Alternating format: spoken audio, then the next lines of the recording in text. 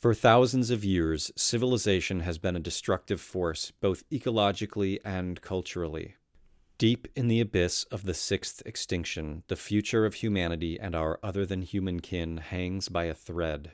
At this pivotal moment in time, we must reach back into the depths of the human story and uncover our mistakes. I invite you to go with me down the rabbit hole as I seek out the silenced, forgotten, buried, abandoned, and demonized stories and practices of regenerative, egalitarian, place-based cultures. There is still time to reconnect with what we have lost, to restore our broken relationships to the land where we dwell, and to remember the human place in the wild.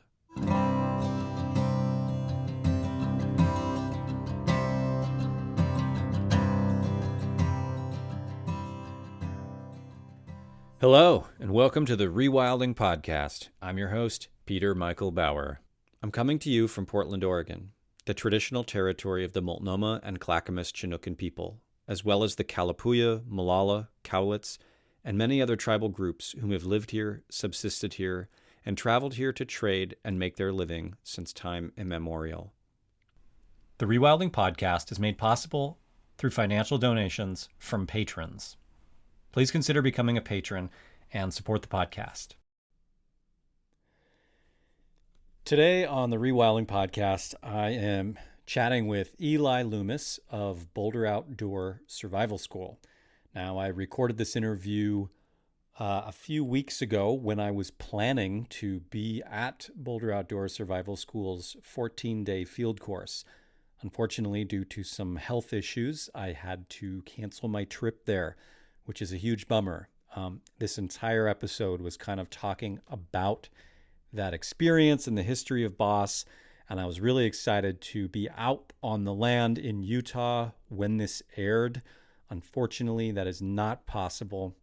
So instead, you'll get to hear me just kind of talking about why I was going to do it and why I wanted to, among other things, and some other topics that Eli and I chat about. And hopefully I'll be able to make it out there again next year instead. So I just wanted to preface that before we jump into it. So unfortunately, I'm not out there right now in the desert, but I wish I was. So Eli, thank you for coming on the show. Hey, my pleasure. Yeah, you want to introduce yourself a little bit? Oh, sure. My name's Eli. I'm an instructor and executive director at Boulder Outdoor Survival School. Been working there since 2000. I actually forget. I think 2012. Oh, wow. Yeah. Awesome. So almost at your 10-year anniversary then. Yeah, holy moly. Cool. Yeah. So tell me a little bit about Boss. I have like a funny, I learned about it when I was a teenager, and there was this funny like controversy in the 90s between like Tom Brown Jr.'s school and Boulder Outdoor Survival School. They were like the two like top schools in the country, and obviously Boulder, I think, has been around a lot longer than the Tracker School. But I just, was captivated by this sort of fake Native American mythology of Tom Brown's school as a teenager, and ended up going down that path, only to sort of regret it, later on in life. Not fully, I appreciate my own path and stuff, but I'm super curious about, the history of the school, how you got into it as well. So tell me a little bit about like how it got started. Yeah, it's pretty wild trying to unearth history that's been totally like I almost said spoken word. What's it called? Word of mouth. Oral tradition. Yeah. Oral tradition. Spinning up my speaking muscles. But yeah, it's interesting to try to delve into something that's such an oral tradition. But school's been around since 1968, and it was started really at the same time and in the same group of friends as Knowles and Outward Bound. And the story, as I understand it, so this is all oral tradition. This is me talking to Doug Nelson, and didn't get a chance to talk to Larry Dean Olson, but Doug Nelson was the next one in charge in the early 70s. He actually brought up Tom Brown Jr. He asked if Tom Brown Jr. was still he's a gruff old guy, so he said it in a lot saltier terms, but it's like, is Tom Brown Jr. still around and teaching? I was like, yeah, I think so. never really crossed paths, but I think he's out there. And he was just like, we taught him everything he knows, and he thinks he's so cool. uh, I don't know if that's true. Yes, that The was part of the controversy. Yeah, yeah. from the 90s, from what I'd Oh, heard was as it? well. Oh, Totally. Yeah. interesting. I have I have nothing against Tom Brown Jr. He seems like a total weirdo, but I'm not. That doesn't rub me the wrong way necessarily. Um, the the inspiration for the start of Boss was the same route as Outward Bound, which was actually a program by the in the Scottish Navy in World War Huh. One. And the story goes that the ships that sank in the North Atlantic, everybody in the Navy expected that it would be the kind of like young, super fit sailors that would survive when the ships sank. But they pretty quickly learned that those sailors died, and it was the old, experienced sailors, regardless of their fitness or health at all, that were the ones that Interesting. survived. And they got this idea that giving young people entering the Navy a simulated survival experience would help them actually survive when their ship sank, when they got torpedoed in the icebergs. And so they started this program that I think Kurt Hahn was involved. He was involved in the start of Outward Bound, and that kind of legacy of giving a simulated survival situation in order just to season people to get them surviving better when the rubber meets the road. Totally. That passed on down to Boss. And the story is, again, this is all oral history, and I really don't want to be in the business of like glorifying the school that I work for. Sure. But the story that I've heard is that the original Knowles and Outward Bound courses were really similar to Boss courses. And through the years, they've decided to change their programs for varied and I'm sure good reasons. And their programs are now really different. And Interesting. for whatever reason, Boss has just decided, we just want to stick to what we know and what we like Yeah. Well, it's here. funny you say that too, because I think, I've taken wilderness first responder and my research and things like that. And what you're saying, I know, I took it through Knowles. And one Yeah. of the things they kept saying over and over again was you don't, in an emergency context, and this could be applied to a survival context as well, you Mm-hmm. don't rise to the occasion, you sink to your level of training. Uh-huh. And so that just rings about exactly what you're saying in terms of like Yeah. putting people in this actual, simulated survival experience in the same way that they do at the wilderness first responder, where they put you in Mm. these simulated emergency trainings or what they Yeah. call scenarios. Totally. So there's definitely like, yes, I can see the sort of connection there. That's cool. Yeah, and that I love thinking about it like that. And I just want to get it on the table too. Like I think Knowles and Outward Bound both do great work. Oh Like yeah. I'm a fan. I've never taken a course with either organization, but I know instructors at both and respect them a lot. And like think that their work is important. It's just different stuff. Totally. And the just might as well just jump in the deep end. Like I just got back from teaching a 7-day course and had a lot of chance to think about this because the boss courses are not, they're not for everybody. They're not comfortable. They're not easy. Almost everybody that comes talks about how they describe the course to friends of theirs and they get laughed at. Like you Right. call that a vacation? Like you're really going to pay to have that happen to you? But I think that, yeah, like for like the literal survival situations, like the airplane crashes and the boat wrecks and things that are infinitely unlikely but do happen to people. There's a guy named John Leach, Dr. John Leach, teaches at a school in England, and he's a survival psychologist. He talks about not that some people are like amazing survivors with a unique will to live. His belief or his proposition is that we all are incredible survivors. We evolved for it. We're just super dialed for survival, innovative, tougher than you could believe, really amazing survival animals, but that our culture and upbringing these days fails to give us kind of the training wheels to apply those skills. Totally. And so he studies things like there was an airplane that caught on fire on a runway in England in the 90s. And in order to survive, people had to think really quickly, unbuckle their seatbelts, and they just had to get out of the plane. Um, and it sounds so simple, not being in a burning airplane full of screaming people, but in that context, it's uh, Yeah, pretty scary, pretty emotionally charged totally. situation. And the majority of people just stayed on the plane and died. And so he's really fascinated with this idea, like what Mm, gives the mm, people who got up and left, like what gives them that, totally. just like mental ability to do that.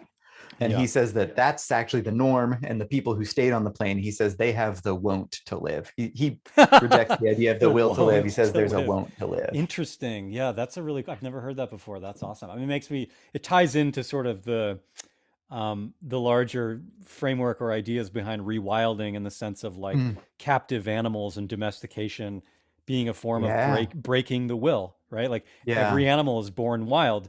It requires a culture to break our will. Um, Hmm. and I'm also makes me think about how I think of boss like in this suffering that's always described that boss, or when I've heard of it in the past and stuff like that.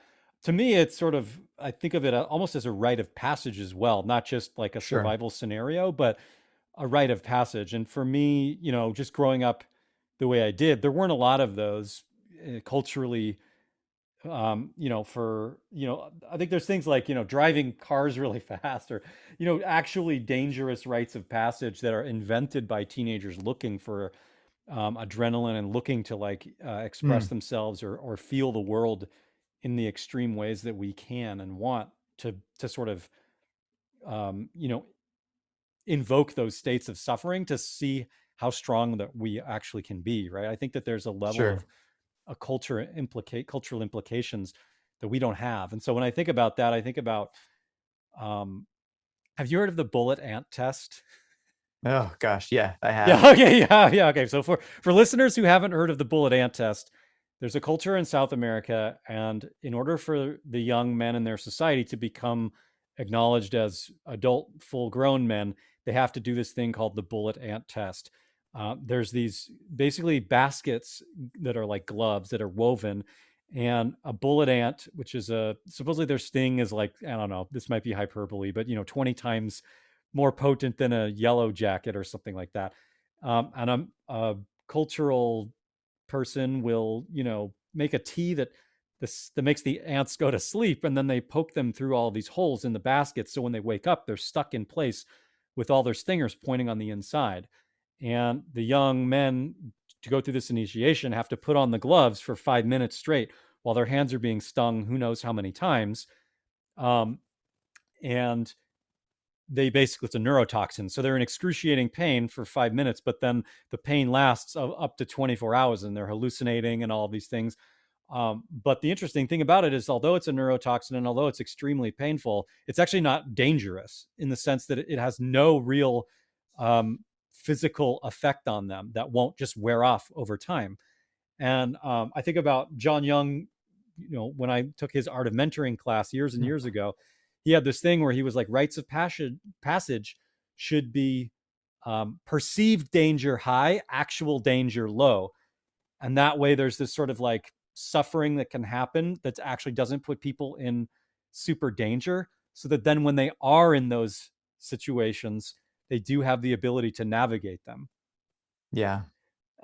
And so anyway, you mentioned the suffering, and that's definitely I've been Mhm. trying to describe this to people as well. And people are like, "What, you're gonna go hungry for 2 weeks?" Or I'm only doing the 14-day field course coming up here, but um, just the idea of putting myself in those situations. I just keep thinking about this like this bullet ant test and how that's just there's nothing that I'm going to go through in this 14-day field course that would probably be anything comparable to that.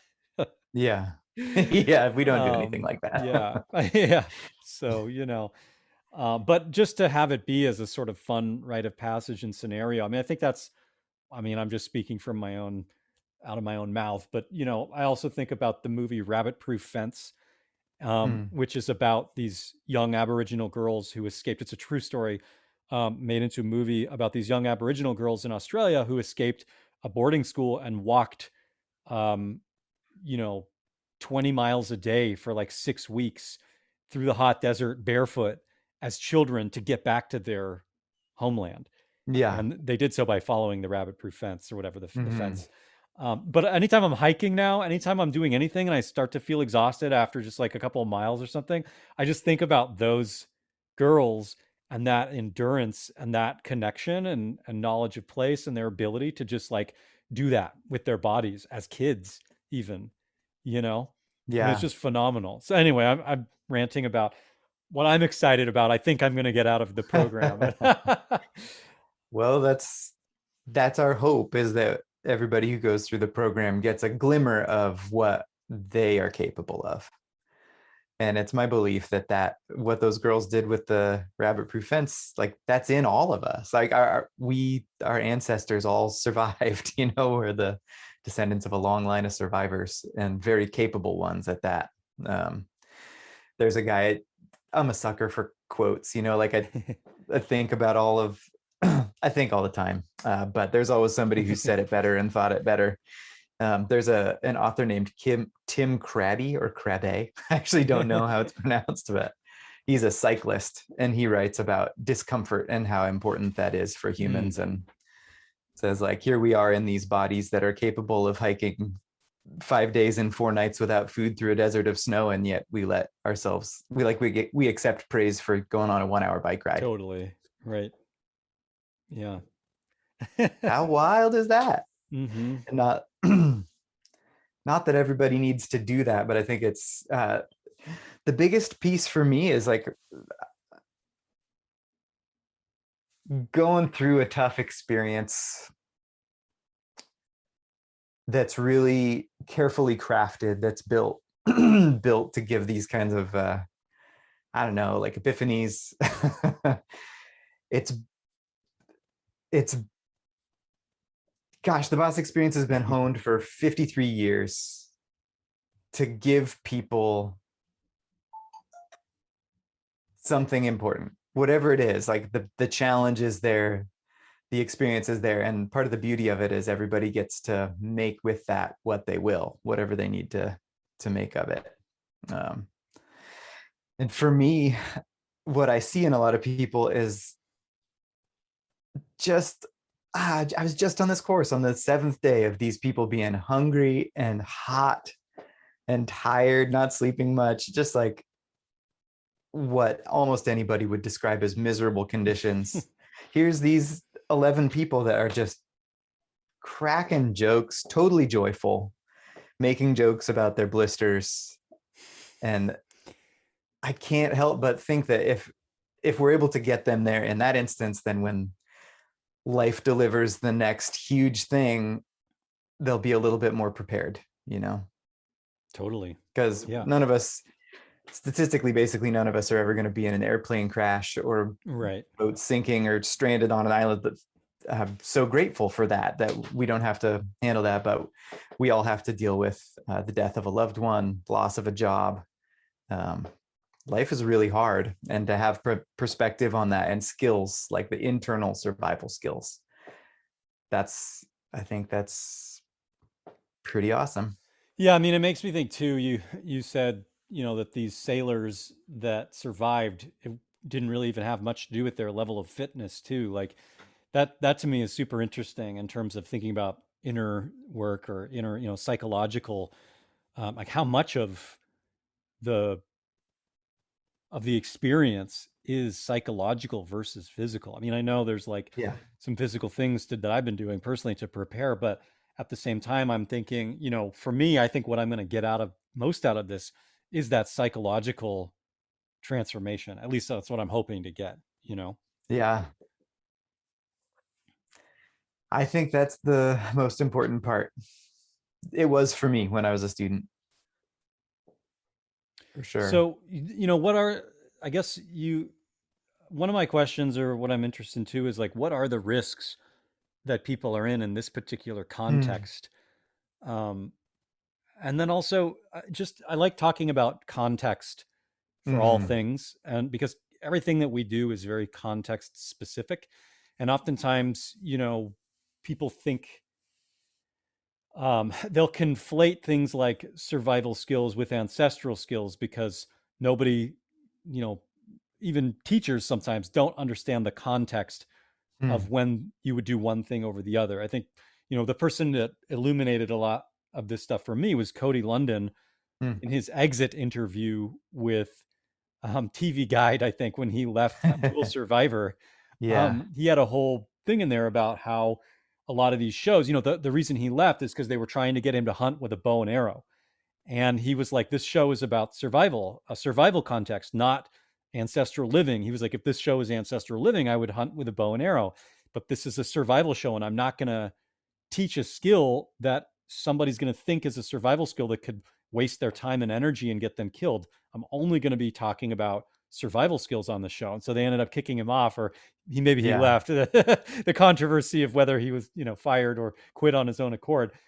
And Uh, then they had people come on that were shooting with bows and arrows. So it's just interesting yeah. seeing the sort of mixture of these skills and maybe the lack or ambiguity of particular context and how that's important. Sure. Yeah, how interesting. Was it Matt Graham who came on after Cody I think he Lundin? did take his place. Yeah. That's cool. Both former boss instructors. Oh yeah, totally. And I love that Cody. I've never talked to Cody. I've heard a lot of he's a strong character, so I've heard a lot of Yeah. stories. I'd love to meet him someday. But um hmm. So yeah, I Yeah. mean, I guess the question is What like, what like is the context of the experience in terms of the skills that you learn there, and then how are they yeah. applied in similar or unrelated contexts outside of that experience? That's a big question. So, Mm. you could stew on it for a second. Yeah. The way that we talk about it and the way that we think about it is this kind of like there's two sides of it.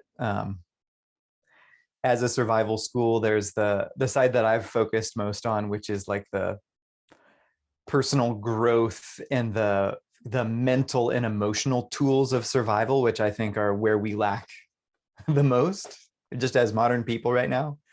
Um, just super critical in my mind. But then there's also the hard technical skills, which are a really important piece of it. And the shorter courses, especially, so the 7-day, certainly the 14-day, a little less, and the 28-day, a little bit less than that, very appropriately focus on modern survival situations, taking care of basic needs should you find yourself lost in the woods or just in a wilderness area without tools or without modern tools. And so we focus on priorities of survival, staying warm, finding water. Those are the main ones. Food is a distant need in survival situations. Like some I people say, rule of thumb, like 30 days, you can go without food for 30 days. Totally.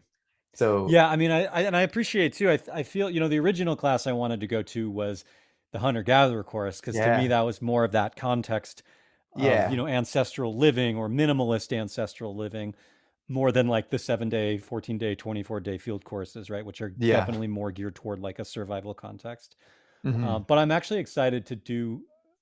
I mean, I feel like yeah. Anyway, yeah. So I like that Yeah, there's a bunch of contexts presented by the school. yeah. I just love it. I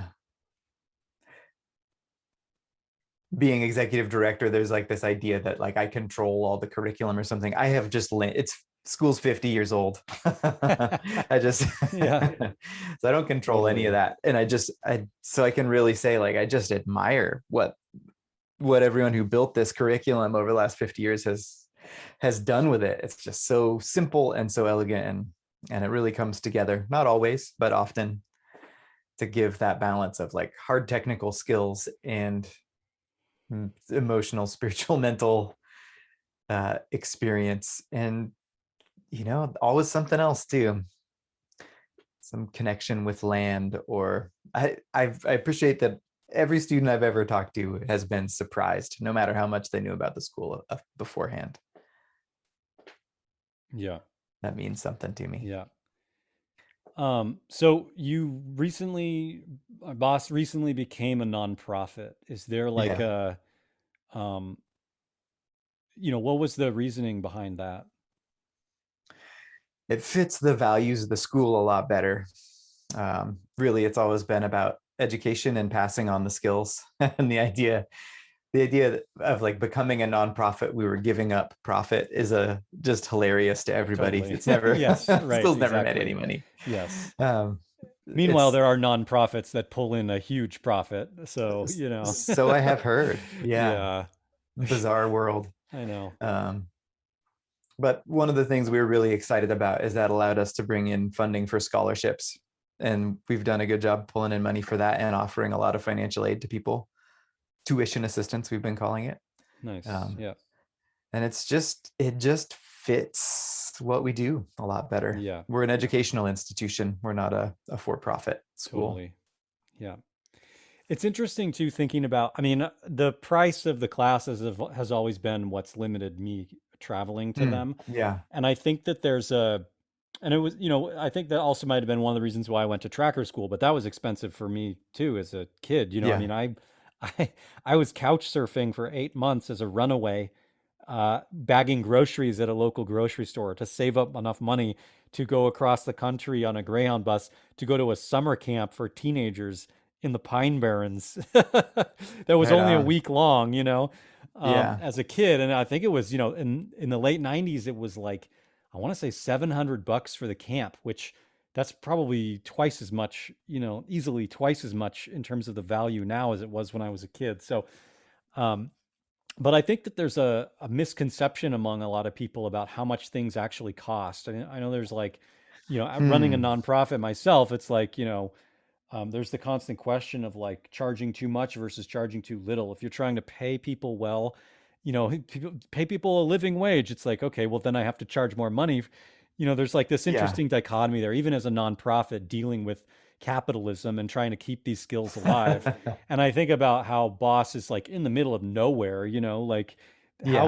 how would it even function if it wasn't charging the amount that it is? Like it's obviously, and like you've said, on a break even budget. And so I think I mean, personally, I thought it was awesome when I talked to Randy, right, at Winter Count a couple years ago about like the nonprofit switch. And I just Mhm. thought it was so awesome to hear that that was happening, because I know it'll allow a lot more people to head out that way. Um, That's my yeah, hope. Yeah. yeah, totally. And I mean, I just feel like there's another element to this too, which I want to ask you is like, do you see, like, for people who can't, even with financial assistance, have the boss experience? Maybe it's too unique for something to even Mm. for people to have it elsewhere because it is particularly unique. I mean, there's just nothing quite like that. But there are things that aren't far off, or there's ways of Mm. learning survival skills where people live. And I'm curious, like, if you would have any advice for people around, like, um, you know, how could people learn some of these skills in their own place? Like, what would be a good strategy for people to start like thinking about it in a safe way? Um, Yeah. those kinds of things. Oh, how fun.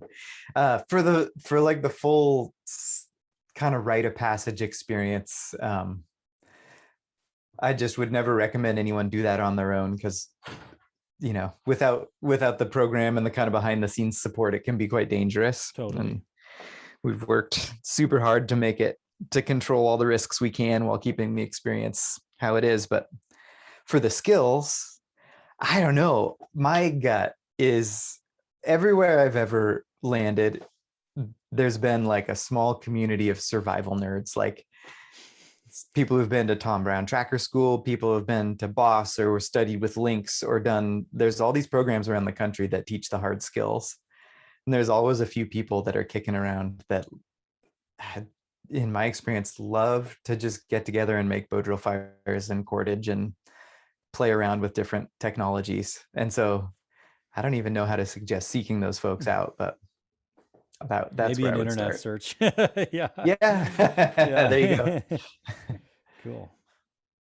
It's a fun opportunity to be able to talk to you too, Peter, because you think about this stuff all the time. And I love to hear your thoughts on something that I think about a lot at Boss. So one idea I have, and this is something that I've heard from alums. So I get to talk to a lot of students from Boss past, and something that comes up frequently is that people say They liked it so much because they felt like they were truly human out there, like they Mm. in their daily lives in modern life. They're moving fast. They're overwhelmed. They got anxiety. They're trying to read the news. It's just like what we all experience. And then when they go out on their boss course, they feel like they're truly human. They're connected to land, living by the skill of their hands and their senses. And they're a part of a group of people who they don't necessarily like all of them, but they all are bound by this Totally. knowledge that they are what are keeping each other going. And I'm curious. I get curious about that. What do you think about Yeah, that well, I idea of mean, like what it is to be truly human? yeah, I mean, what that makes me think of is in an earlier podcast, I interviewed a psychologist named Dr. Leonard Martin, and Yeah. he has this theory called the uh, delayed return. What is it called? The ID compensation theory. So the immediate to delayed return compensation theory. So there's this idea in anthropology that there's two different kinds of hunting and gathering Hmm. societies. There's immediate return and delayed return. Hmm. Immediate return is the theoretical, cultural way that humans lived as hunter-gatherers for millions of years. Delayed return is relatively recent, and it has to do with food storage. So immediate return hunter-gatherers are the types who, on a daily basis, wake up, go out, hunt and gather. Hmm. They don't cache. I mean, sometimes they cache food actually, but not for long periods of time. Caching food, it would be a like a hidden cache, not like a defensible cache. Hmm. Um, Whereas delayed return societies are more sedentary. They have to defend their food supply, so you immediately have like um, the concept of time shifts, the perception of time shifts, the perception of your labor is now you're getting a delayed return for your labor instead of an immediate return. That's where the terms delayed and immediate Hmm. come into play. So that was introduced by James Woodburn in the 70s as a way of distinguishing between different hunter-gatherer groups because they, whatever. There's a million different ways of classifying the ways humans live, but those are two that actually you can see a pretty stark difference between behaviors. Delayed Hmm. return hunter-gatherers tend to be have a lot more conflict Hmm. than and violence than do immediate return. And in part because if you're sedentary and you can hoard wealth, then you have something to hoard over others, or you have something that can be stolen from you. Whereas if you're an immediate return, there's nothing that can be stolen. You can make everything from scratch. You hunt and gather every day. So there's nothing, the effort that you've expended isn't stored energy in a box that can be taken from you. Hmm. It's consumed every day, right? So, and that's how all other animals live. Even the animals that cache food, they're not defending the cache, they're hiding it. So and Yeah. it's a seasonal thing. It's not like long term, right? So the more delayed return you get along this journey, it goes from delayed return hunter gatherers to delayed return horticulturalists. There's no such thing as like an immediate return horticulturalist, right? So there's this continuum all the way to agriculture in the Neolithic, where it's pretty much entirely encompassed on this sort of delayed return idea. And so this psychologist theory around this is that we have immediate return brains and we're living in a delayed return society. So we've had to create all these different cultural institutions to get us back to living in a more immediate return feeling. Yeah. And so like things like he considers things like religion or a lot of mythologies and things like that are things that we have to do are like compensation for the fact that we no longer live in a particular way. And Hmm. so this idea of having this experience of being fully human, to me, that's what that sounds like, is they're living an immediate return existence the way that our psychology is designed to experience reality. Uh, Yeah. and uh, it makes me think of one of the things that he said, which was that you go and you ask somebody who's working their desk job for a paycheck, do you enjoy your life? And they're gonna be like, get the hell out of here. What are you talking about? No, I hate my job, blah, blah, blah, blah. You go and you ask that same person, maybe they're fun, maybe the thing they do is like volleyball. That was his example. And Hmm. they're in the middle of a volleyball game and you stop them in the middle of the game and you say, hey, does your life have meaning? And they're like, what are you even talking about? Yeah. Yes, but I'm like, get out of the way. I'm in the middle of this game, right? Like, so there's this like perception of like being in the moment living in that like flow of like no, like all of your immediate needs are being met. You know they're going to be met. You're collectively doing it, and there's no forethought going into what's coming and what the efforts that you're doing now are going to have to pay off in the future.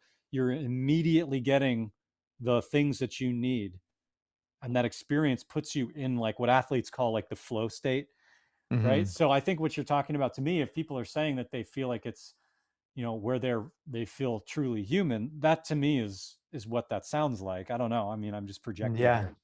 here. I like it. Yeah, like getting the chance to operate in the context that we evolved in Exactly. makes sense that that would feel really good.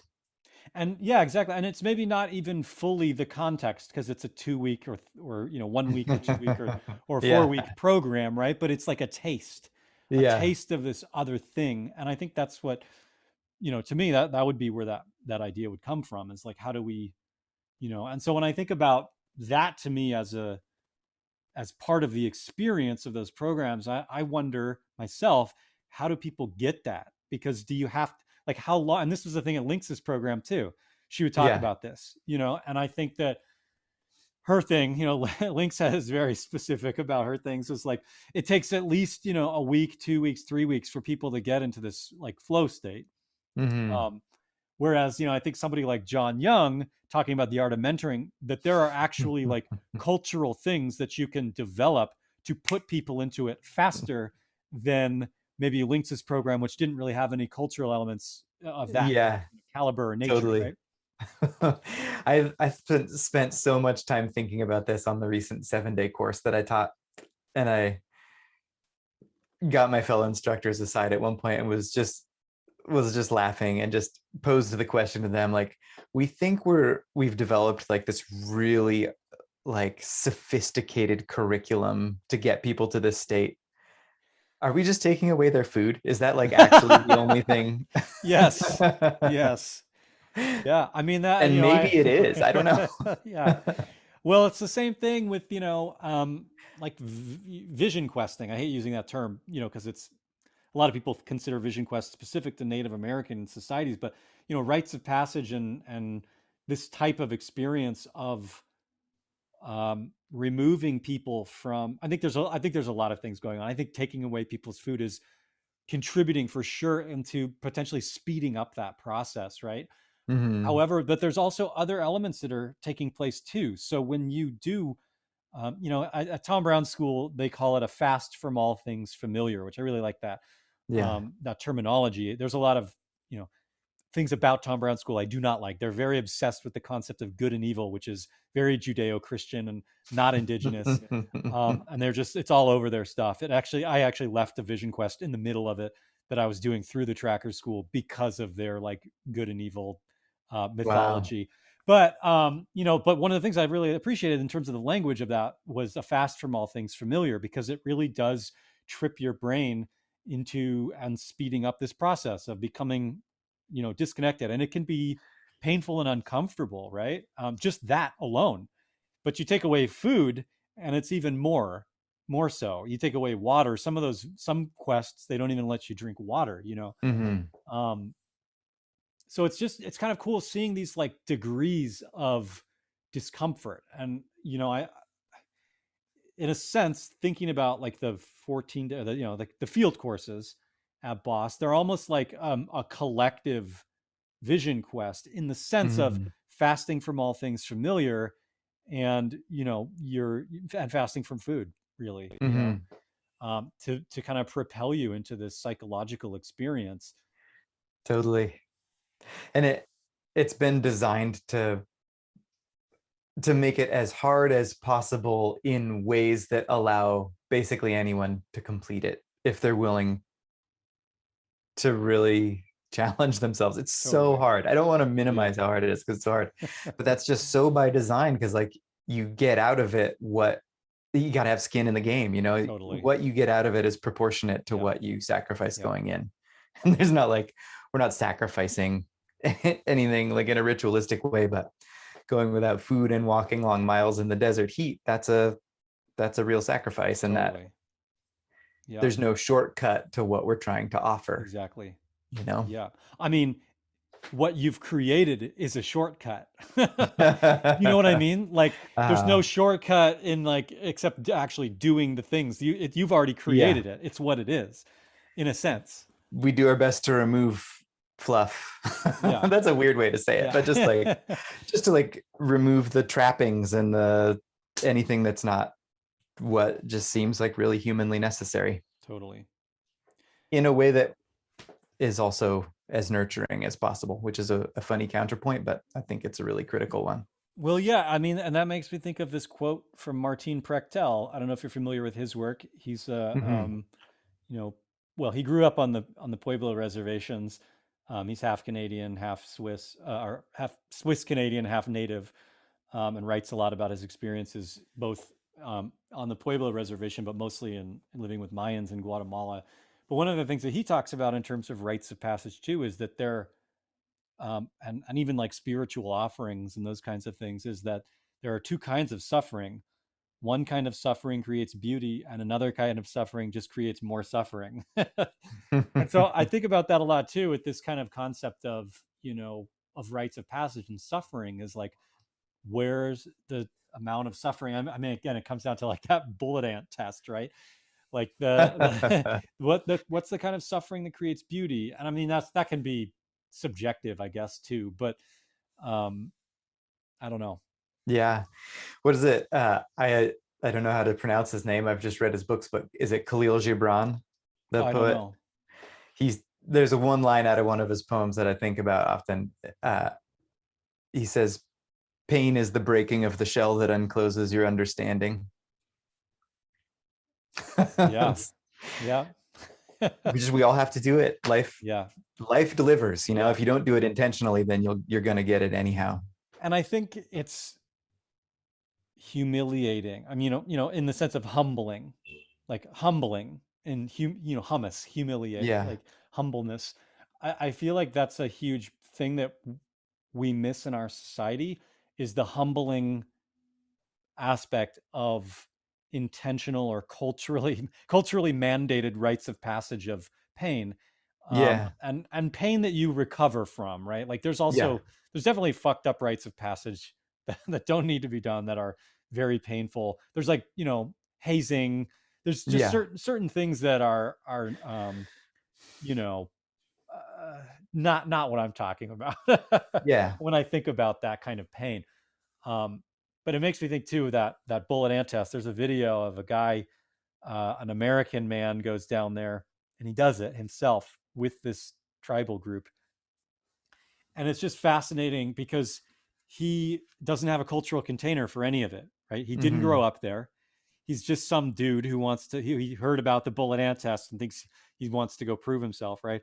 And so, so all these young men put the gloves on, and you can see that they've got pain. You can see the expression in their face, but they have a dance and a song, and they're being like held by their village, and they're like, they've got their arms locked together, and they're doing this dance, and they're chanting, and this guy puts these gloves on, and he just fucking loses it, Yeah. and he's like crying, he's hallucinating, he's like sticking his hands in ice in their cooler, and he's like screaming, take the gloves off, like hours later, and Yeah. all of the tribal members are just kind of like looking at him like, what the fuck is wrong with this guy, and it just makes me think about that, the cultural container that is so Yeah. important to these things. And I feel like that as a school, as a 53-year-old school doing these things, like what you're doing is passing on this, you called it a curriculum. You could also just look at it as this sort of cultural container that provides this type of experience, not the bullet ant type of experience,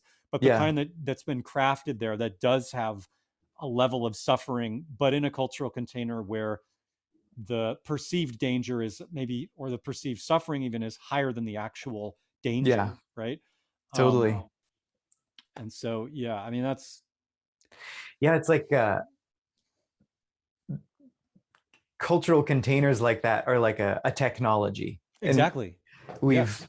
we've lost those Yeah, technologies exactly. and are way more fascinated with other kinds of technology, for Exactly. better or worse. There are a lot of advantages there too, but another quote that I think about often is from an Australian author, William J. Lyons, wrote in one of his books that the only reason the idea of progress persists is that we've forgotten more than we've remembered.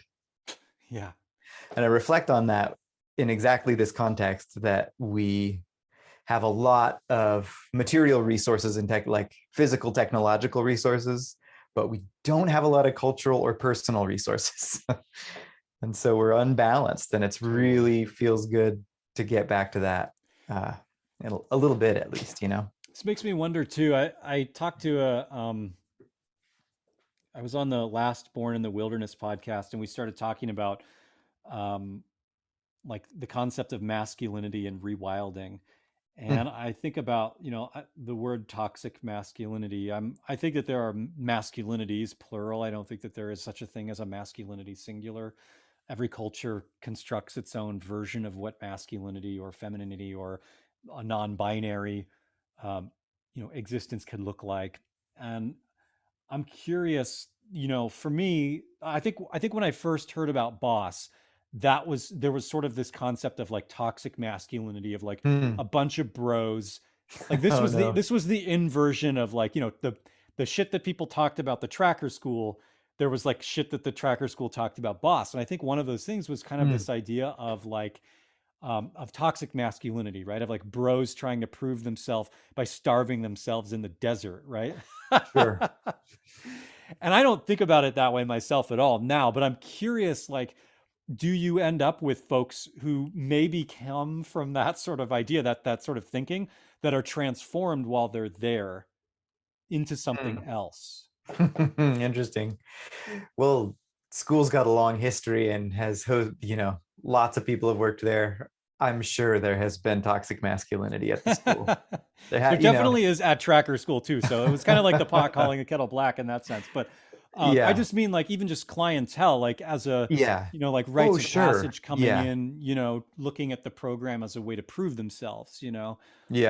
and if the experience itself transformed them, or maybe um, changed their way of thinking about those things. I don't know if that's, The reason I am at Boss is because I was so impressed by the staff and how it wasn't a bunch of bros trying to out tough each other, and that I could be led through like the most difficult experience of my life by somebody who is ultra gentle and caring and still pushing me to hike a few more miles without food. And yeah, that was beautiful to me. yeah. And now knowing those same instructors a lot better, I just admire them even more for what they bring in that regard. But Mm. yeah, we get people looking for all kinds of things.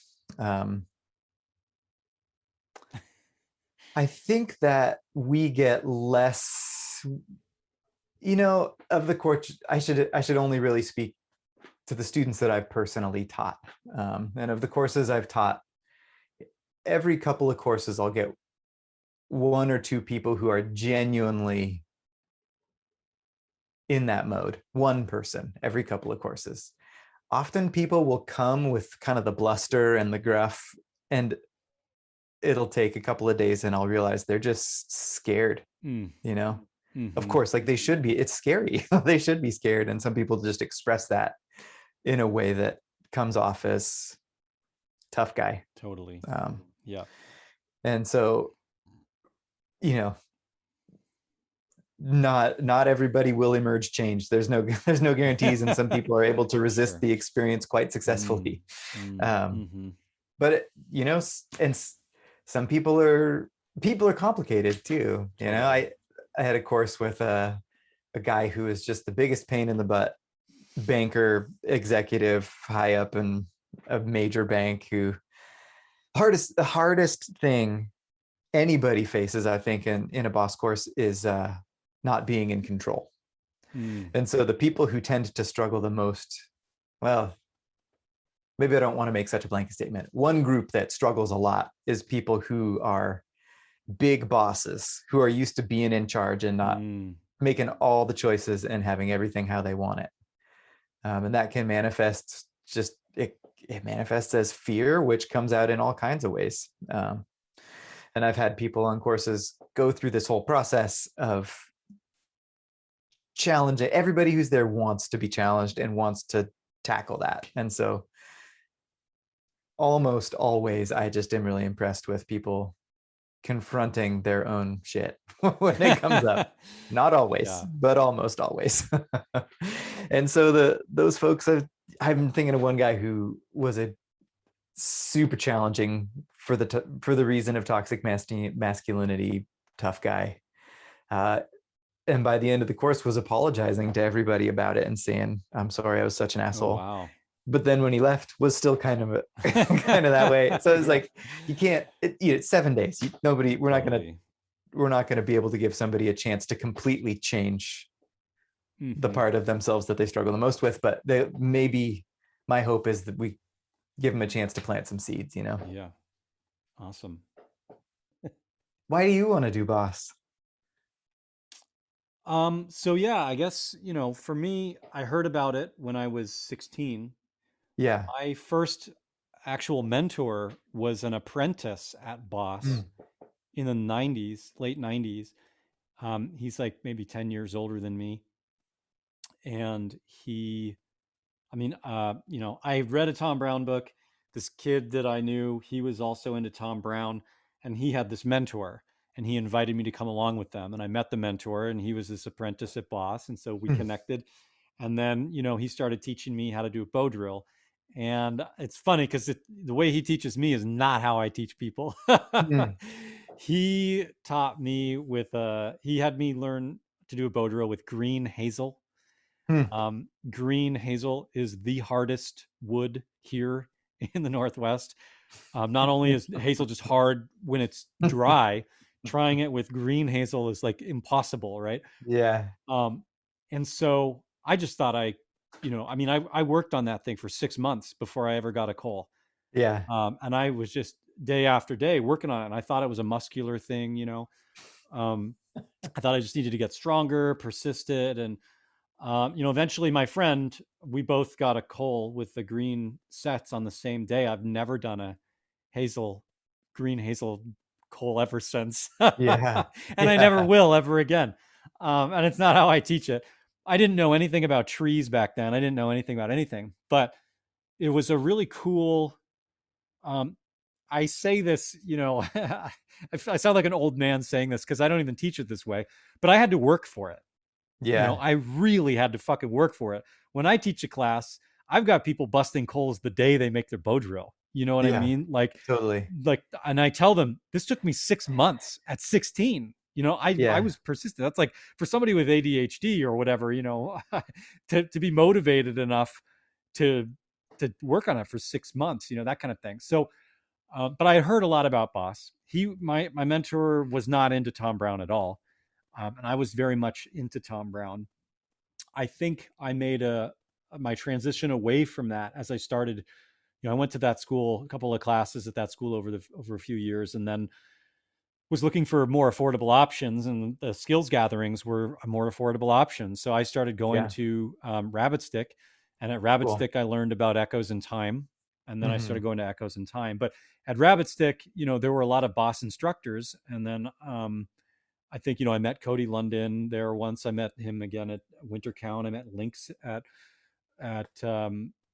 Rabbit Sticks. I just met a lot of really cool teachers and people who had gone through the school and its reputation.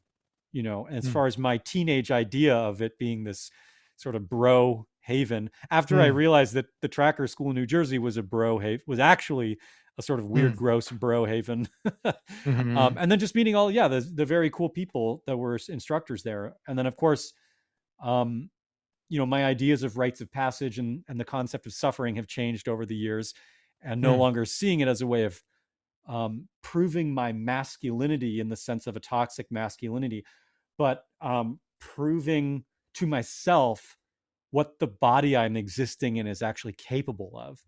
Mm. And the turning point. So I met, of course, I know Hannes, who's also an apprentice and long-term teacher there, and Jeremy. It's funny, Jeremy is a teacher there. We were both teenagers. We knew each other as teenagers, and so I went down this Tom Brown path, and I didn't even see him again for years. I didn't know he had gone to Boss and ended up becoming an instructor there and stuff for Yeah. years.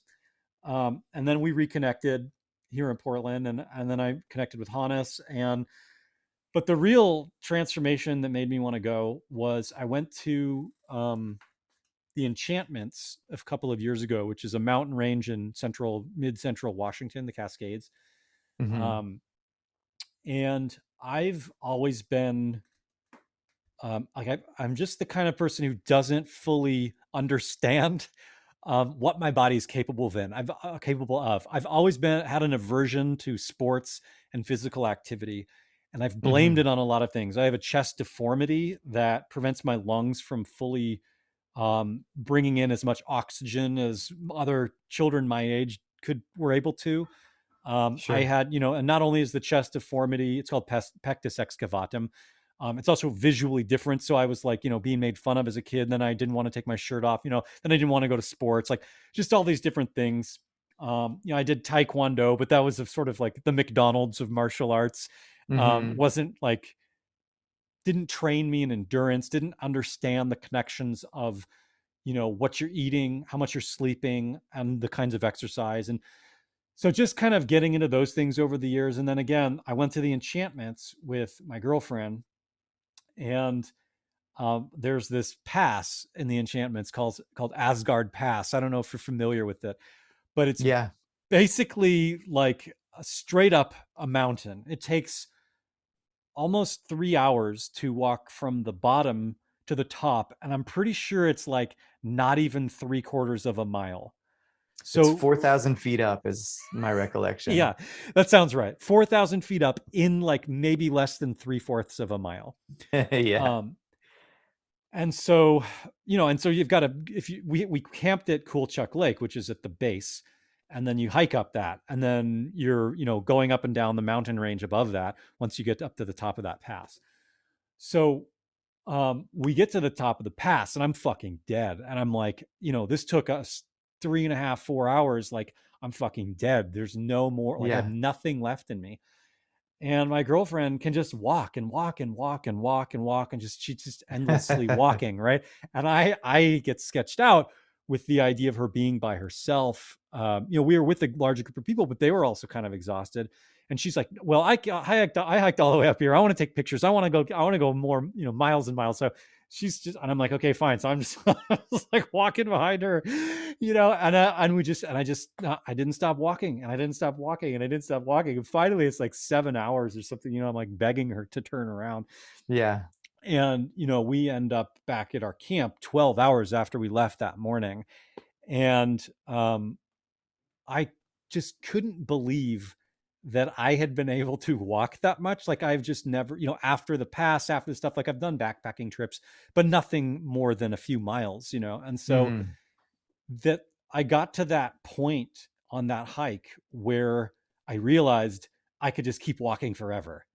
You know what I Hmm. mean? Like, I was just like, I'm at this point of suffering that's not going to get any worse per se. I could probably develop blisters, you know, but I could just put on moleskin and keep walking, like, Yeah. and I was just so amazed at like not what the body in general, like human body, but like my body, and just being like, it was just shattering a lot of the psychological concepts and blockages that I had developed, I think all through my childhood, about my sternum, and just Mm. what I was capable of, and just all of this different stuff. And so in walking that much and thinking about that, I was like, it made me realize that I could do something like the field course, which I've always Yeah. had as this thing that I could never actually do. Like, that's great for other people. You have to be in top physical condition, blah blah blah. And then Mm. realizing, no, you just have to you just have to be able to reach some level of discomfort and just plateau there. And that when you're done, I mean, this is what I'm theorizing about going for more and more days than what we did, right? um and just in doing that, being like, okay, now I want to actually, I want to know this experience, I want to do it. And I would have done the Mm. 28 day. I don't have time to take off that much time from Rewild Portland to do the Sure. 28 day. So the 2 week, 14 days seemed like the best option for me in terms of like having that experience. Of course, originally I wanted to do the hunter gatherer, and that was sold out. So I'm actually excited that I'm doing the field course instead, because I think it's just going to apply a lot more to all of these ideas that have been spinning around in my head for years. Yeah. On top of this idea that there's a lot of talks in these mentoring communities about rites of passage and how we need to create rites of passage for young men and all this stuff. And I agree with all of those things. Mm. I wish I had had a better guide in that regard. I think there would have been a lot less mishaps in my youth if that was the case. Um, but I think there's this other element that Martin Prechtel always talks about, which is that if you're going to lead a rite of passage, you better have fucking done one yourself. Yeah. Yeah. And so I think that to me is also the driving factor here is like, I've done a vision quest. I would love to do more of those, or not necessarily in any native tradition, unless that was, unless it was a collaborative. I've been parts of collaborative vision quests before, but with native people and non-native people, or I was assisting people who were doing vision quests, not taking the quest myself. But I'd like to do more of that kind of stuff too. But I also think that there's, just after doing Lynx's program, and also knowing the professionalism of Boss and Mm. wanting to take a course where I know that there's like a maximum level of professionalism. There's a 53-year track record, to be in a safe environment and be able to Yeah. experience um, those breakthroughs that I had, like the one I had at Asgard Pass. Right on. Yeah. And again, I think there's this level of you don't rise to the occasion, you sink to your level of training. Yeah. And we're entering an unknown future. And because of all the psychological blocks I've had about myself growing up as a child, I want to shatter those as fast as I can moving forward from where we are now. Cool.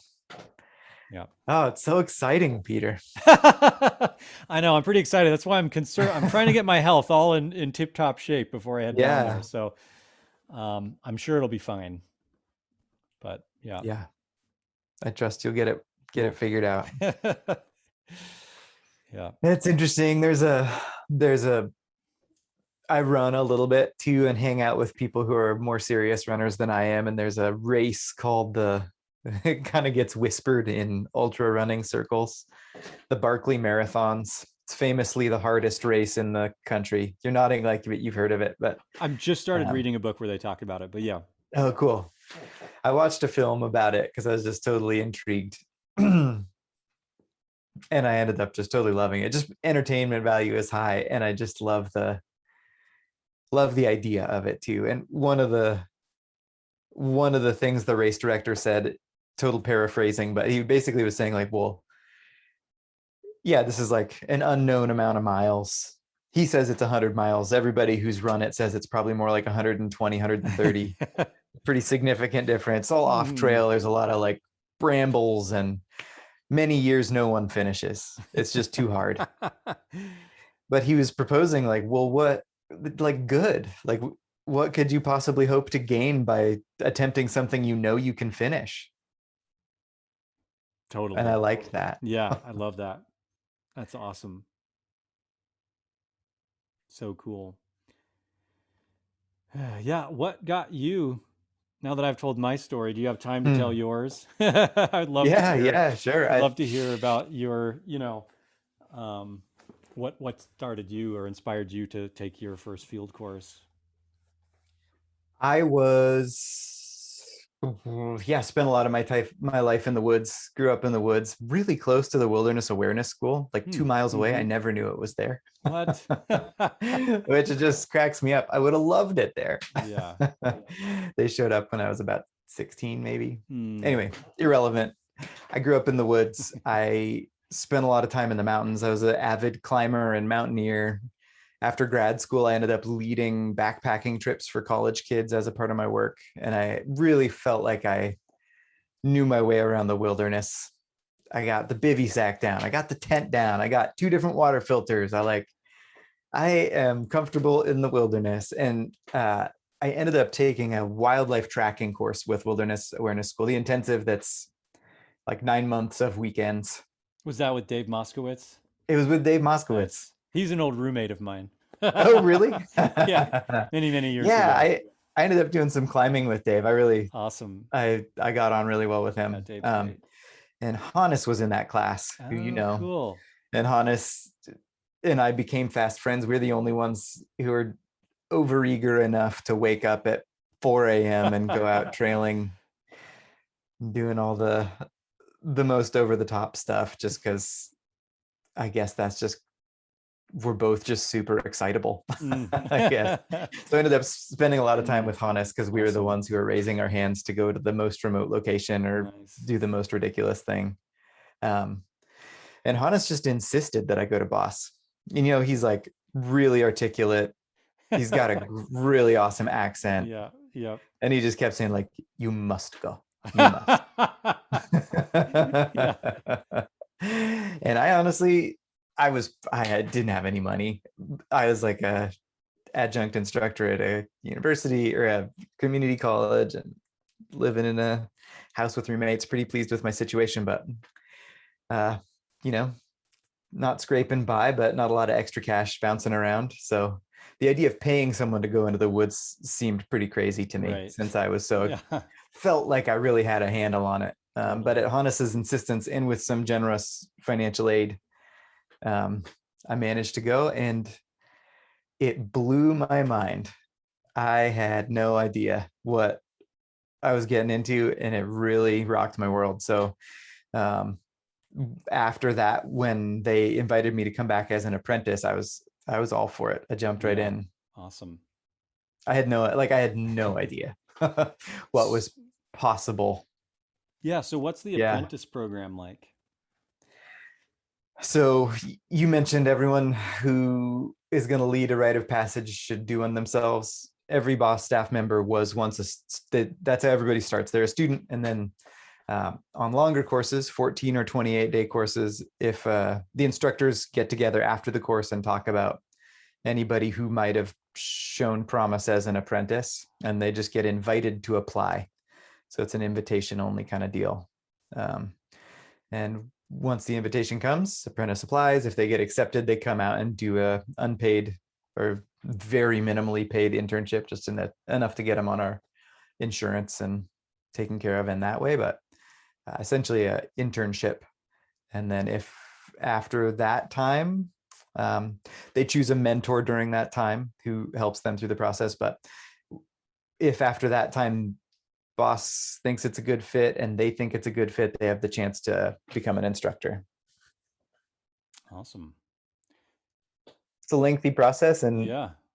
Well, it should sometimes be. it's I mean, frustrating, but well, I it's mean, worked well it for makes us. sense for the risk factor and the thought that gets put into this program. I mean, again, it's like 53 years. Like that's got to be, to be able to hand off something that is as specific and contextual and important, and to know all of the things. I feel like it's important to have that. Like, it's not just called an apprentice program. It sounds like it's actually an apprentice program, right?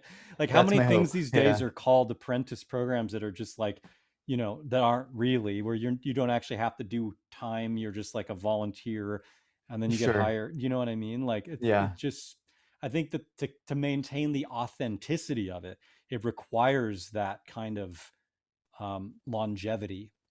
I think so too. I think that's important. Yeah, I mean, it makes me feel Yeah. like, as a client, as a student coming in, it makes me feel like I'm in good hands when I see those kinds of relationships are Hmm. what the school is built on. I'm like, okay, these people have their shit together. Like, not that anything can't go wrong. We're going to be out in a wilderness context, but just knowing that there's a massive vetting process that takes Yeah, place. You know, totally. um, Yeah. Most instructor teams, like on average, I would say, have taught a couple of thousand students between the yeah, two of them. And so they've seen how people handle the challenges. They know the territory. They know, yeah. hopefully, just what's an appropriate amount of push and when to make what call. It's a tough job. It's scary. Yeah, I can. And Yeah, I also am really take a lot of heart in the fact that everybody that I've been out in the field with takes that responsibility so seriously. Yeah. I mean, it's fascinating. This is just totally a tangent, but I mean, I've known people who've done like wilderness therapy, like Mm, the kind where they're like working with troubled, quote unquote, troubled youth who've been like kidnapped yeah. from their homes and put in the middle of nowhere. And those people have 1,000 times less training Yeah. than like what Boss is doing. And I feel like I their know. job is even crazier It's in a so sense. crazy. You know I what I know a lot mean? of people who have worked wilderness therapy, and they'll give you like 4 days of training and send you out with a whole bunch of Unbelievable. like wild, Yeah. wild Yeah. kids. Unbelievable. I mean, it just, and again, there's like this, yeah, anyway, level of authenticity and preparation and stuff. And again, I mean, it costs a lot of money, but it's because it's, it's the real deal. It's like you get what you Mhm. pay for in that sense. And thankfully, there are ways of reducing the tuition. So, Yeah. Yeah, yeah, that's exciting. huge. Being a big financial aid recipient, it's super important to me that we make it Totally. available to as Yeah. many people as possible. I am Yeah. also just stunned. I thought it was so expensive when I went, and now that I am in charge of all the finances, like you were saying before, I'm Totally. like, Yep. oh my God, it should be Yep. way more than this. We need Yeah. to pay our people better. Exactly. Right. Exactly. Yep. But it's just kind of, yeah, we live in a weird capitalist society where this is the deal. So, This is the deal. Yeah. unless we can learn skills to, abandon it entirely, or until it collapses, we're kind of stuck in a perpetual cycle of this. But I think, yeah, having options like scholarships and tuition assistance is super important to keep these skills alive for when we need them. So, Yeah. and We again, there's lots of other places to learn these skills. It's just this is a very unique experience that doesn't really exist anywhere else. So, yeah, totally. any Cool. last thoughts? Oh, it's great to talk to you, Peter. It's And good to talk to you too. again, super pumped about your course. Yeah, me too. When is it starting? It's starting. I fly in on the 4th, and Yeah. so I'm in Provo that night, and then we're Yeah. picked up the following morning. Correct? Yeah. Yeah. So the 5th to the Oh, 18th. that's so cool. I just can't help but think of uh, the behind the scenes and knowing who your instructors are going to be and all that. Oh But yeah. you're going to have a good time out there. Will I know in advance, or do I just? You'll meet him. You'll meet him day Okay. of. Okay, cool. Yeah, part of the charm. Awesome. Yeah, sweet. Well, I don't think this interview is actually going to be released until I'm potentially already there. I think it might be Cool. automatically released while I'm actually out there. So that'll be funny for people to Wow, hear this and go, "Oh shit." that's so Yeah, interesting. yeah. So of course I'll do a debrief interview, probably with Hannes actually, Yeah, when I he's a come good guy to back. do that with, Hmm for sure. And so I'll probably do a podcast with Hannes about a lot of the stuff that he does, and then also just sort of the debrief on my experience there. So Awesome. cool, man. Well, Cool. yeah, I appreciate it, and I'm looking forward to it. Thanks again for coming on. Awesome. And I let me know when you get out of the woods too. I'd love to just chat a little bit and see how it Cool. was for you. Sounds great. Awesome. All Great. right, I'll talk to you Well, later. take care. Thanks, Peter. Yeah. So yeah, as I said, sadly, not able to go. As you could tell, I was pretty excited about the experience. If you couldn't tell that while I was talking to Eli, and unfortunately, due to health issues, I wasn't able to go. Um, but I'll recover and hopefully be able to get out there next year. And in the meantime, I've got all this gear that I got from them. I'll be able to kind of play around with that too here in the Northwest and see how it holds up in comparison to Utah. I'm still going to Utah, just not for the boss experience this year, unfortunately. I also want to just say that this episode is now in memorial of my friend Alex, who was the mentor I mentioned earlier in the interview. who taught me how to make a bow drill. Unfortunately, Alex took his own life a few weeks back, and I've been kind of reeling with that as well. So yeah, I think I'm going to end up having to focus an episode coming up here on depression and rewilding and sort of the both just lifestyle of managing depression with rewilding, and then also the kinds of depression that can come up with rewilding and being aware of the challenges that we face in today's world, and how we can stay here and stay alive and support each other. So yeah, stay tuned for that. And I just want to dedicate this episode to Alex. Hope you enjoyed my conversation with Eli, and hope you get a chance to maybe, explore BOSS yourself, or kind of brainstorm what a rite of passage would look like for you, or some kind of experience to prepare you for changes so that you don't sink to your level of experience, or rather that you rise to your level of experience. But what are those experiences, and how can we train ourselves to be fully prepared for the unknown? So anyway, hope you can go ahead and think about those things, and we'll see y'all on the next one. Thanks for listening. I hope you enjoyed this episode of the Rewilding podcast. Check out the show notes for links to support my guests and for select topics we discussed. The podcast is made possible by support from my patrons on Patreon. Patrons get access to podcasts 2 weeks early, can ask me questions about rewilding that I will answer in a patron prompt podcast, and I've just begun releasing an audio version of Rewild or Die, with contemporary commentary and criticisms just for patrons. If you enjoy my work and want to see it continue, become a patron for as little as $1 a month. Thanks so much.